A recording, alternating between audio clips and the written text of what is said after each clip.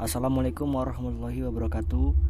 Baiklah, kali ini saya akan mempresentasikan PPT yang sudah saya kerjakan, yaitu karya ilmiah dan penelitian. Terdapat 4 corak penulisan karya tulis ilmiah yang mungkin, yaitu studi komparasi, rekayasa sistem, teknologi perangkat lunak aplikasi, dan lain-lain, rancang bangun simulasi, atau satu penelitian. Karya tulis ilmiah.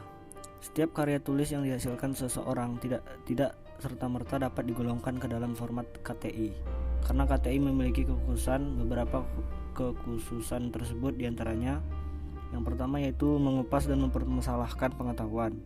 Yang kedua, menerapkan kebenaran ilmiah dan disajikan dengan metode ilmiah, serta menggunakan bentuk dan bahasa ilmiah. Dengan demikian, setiap karya tulis yang memiliki kekhususan tersebut dapat dikategorikan sebagai KTI. Karya tulis atau karangan ilmiah menyajikan gagasan atau argumen keilmuan berdasarkan fakta.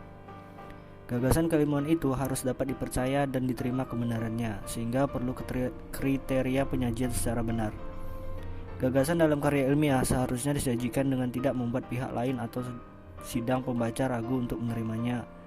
KTI itu adalah karangan yang berisi gagasan ilmiah yang disajikan secara ilmiah serta menggunakan bentuk dan bahasa ilmiah.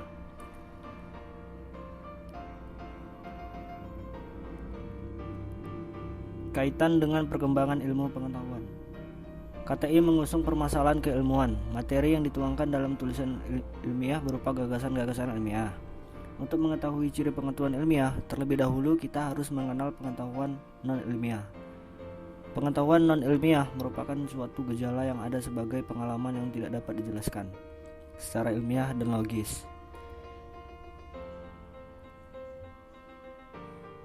Pada hakikatnya, pengetahuan ilmiah selalu berkembang. Perkembangannya akan sangat terasa ketika kita menyaksikan perkembangan teknologi sebagai hasil dari perkembangan ilmu.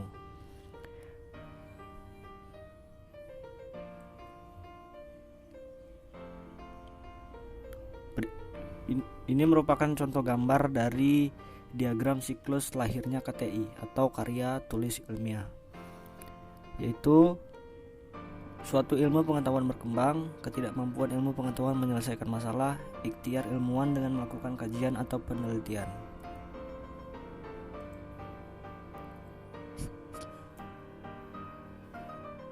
Selanjutnya kita masuk ke pengguna karya tulis ilmiah. Karya tulis ilmiah merupakan karya manusia yang dituangkan secara tertulis dalam mengusung suatu perkembangan ilmu. Karya tulis ini menandai keberagaman pemikiran manusia dan perkembangan ilmu pengetahuan. Semakin banyak tulisan ilmiah, maka semakin beragam pemikiran manusia dalam memunculkan perkembangan ilmu pengetahuan. Di sampingnya ada diagram pengguna KTI, yaitu para ilmuwan dan peneliti, lalu kemampuan menyusun karya tulis ilmiah, praktisi dan profesional, pendidik, dan para pelajar dan mahasiswa. Baik, slide selanjutnya. Pengembangan kemampuan menyusun karya tulis ilmiah di kalangan siswa atau mahasiswa telah banyak dilakukan, mulai dari pengembangan terhadap penguasaan unsur-unsur bahasa sampai dengan pengembangan terhadap kemampuan melakukan tahap-tahap proses kreatif. Pembelajaran menulis karya ilmiah hanya merupakan bagian kecil dari pelajaran bahasa Indonesia. Kesulitan menyusun karya ilmiah dialami pula oleh para peneliti atau guru yang melakukan penelitian tindakan kelas. Pelaksanaan penelitian berlangsung sesuai dengan prosedur yang sudah direncanakan.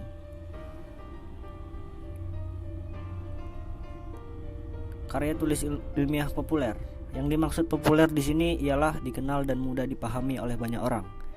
Jadi karangan ilmu pengetahuan populer itu ialah tentang ilmu yang dikenal orang banyak dan ditulis secara ilmiah sedemikian sehingga mudah dipahami oleh rata-rata pembacanya. Dalam hubungannya dengan penulisan karangan ilmu pengetahuan, mungkin arti istilah populer itu adalah lawan kata yang berarti teknis.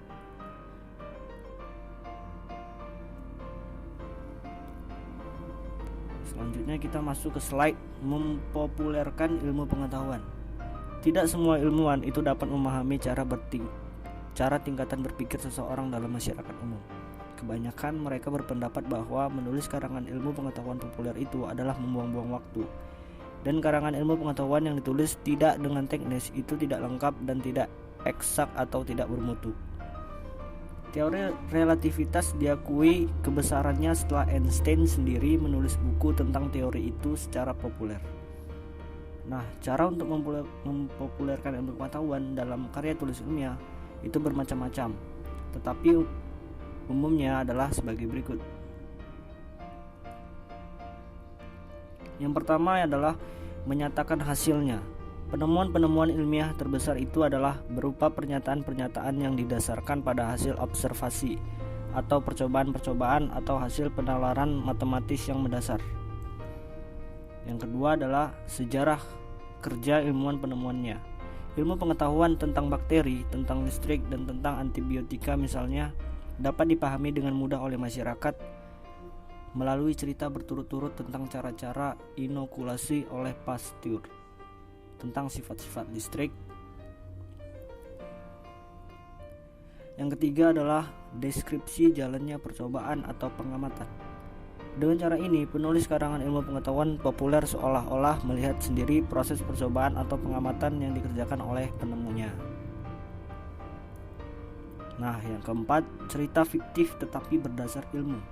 Penulis yang berdaya imajinasi tinggi dan berpengetahuan ilmiah dapat menulis cerita fiktif tentang pengamatan gerhana matahari total di Tanjung Kodok, Jawa Timur tahun 1983, atau tentang mata-mata Rusia yang berusaha memperoleh rahasia bom atom dari Amerika, atau tentang seorang dokter yang sedang menghadapi seorang pasien dan menemui buah si malakama, atau menghadapi dua macam pilihan masing-masing berat.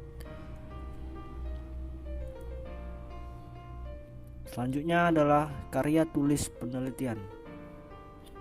Seperti telah disinggung di depan bahwa dalam karya tulis hasil penelitian selalu dilandasi oleh satu hipotesa. Lazimnya di Indonesia tesis secara berturut-turut dijuluki sebagai skripsi atau skripsi S1 untuk jenjang pendidikan atau strata 1. Skripsi S2 atau skripsi magister untuk jenjang pendidikan atau strata 2 S2. Yang terakhir, disertasi atau disertasi doktoral untuk jenjang pendidikan atau strata 3 atau S3.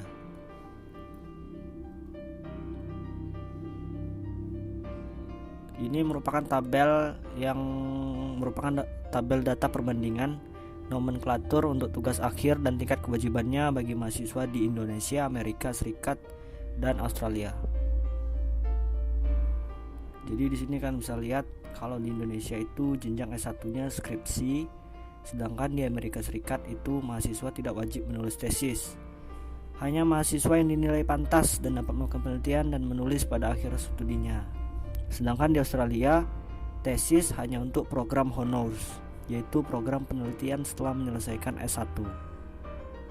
S2 Indonesia skripsi S2 atau skripsi magister, Amerika Serikat tesis, lazimnya untuk program S2 penelitian. Lalu Australia disebut minor tesis, lazimnya untuk program S2 jalur penelitian. Lalu untuk jenjang S3 Indonesia disertasi atau disertasi doktoral, sedangkan Amerika Serikat dissertation, lazimnya program dokter profesional tidak wajib menulis disertasi. Dan Australia untuk S3 adalah tesis, lazimnya hanya wajib untuk program dokter penelitian. Proposal penelitian di dunia akademik mengikuti suatu pola umum dengan 5 komponen, yaitu ada pendahuluan, studi yang diusulkan, termasuk pernyataan penelitian, tinjauan literatur, dan kerangka teoritikal, prosedur penelitian, dan referensi. Elemen-elemen kelima komponen itu adalah yaitu pertama halaman-halaman depan. Bagian judul proposal mencangkup antara lain yaitu ada judul tesis atau studi, nama jurusan dan fakultas, nama dan nomor mahasiswa, bulan dan tahun. Bagian ringkasan proposal memuat abstrak ringkas tentang proposal pertama yaitu pada halaman depan. Lalu pendahuluan berisi pengantar dan latar belakang atau masalah studi, pertanyaan penelitian kunci, tujuan penelitian, delimitasi studi, apa usul Anda agar keterbatasan studi dapat ditata, yang terakhir signifikan penelitian. Lalu yang ketiga adalah tinjauan literatur dan kerangka teoretikal. Tinjauan atas karya terdahulu dalam bidang yang dikaji yang relevan dengan pertanyaan penelitian. Nah, yang keempat, prosedur penelitian meliputi rencana penelitian dan teknik atau metode yang diusulkan, yaitu berisi selayang pandang tentang desain studi, konsep-konsep kunci, data atau sumber informasi, pengumpulan data atau informasi yang diusulkan, metode yang diusulkan untuk menganalisis data, kerangka kerja, dan rentang masa studi, timeline, dan budget. Nah, yang terakhir adalah referensi. Referensi ini berisi daftar semua karya yang disitir dalam proposal yang direferensi dengan benar dan baik. Lalu judul proposal. Judul proposal penting karena kesan pertama begitu menggoda, selanjutnya terserah pembaca. Oleh karena itu, seorang peneliti perlu memperhatikan hal-hal berikut yang konvensional dalam penelitian. Lazimnya, judul berkisar antara 12 dan 15 kata, memadai untuk menyampaikan tujuan studi. Lalu yang kedua, lazimnya judul memuat 3 aspek studi yang penting, yakni variabel, latar, dan subjek studi.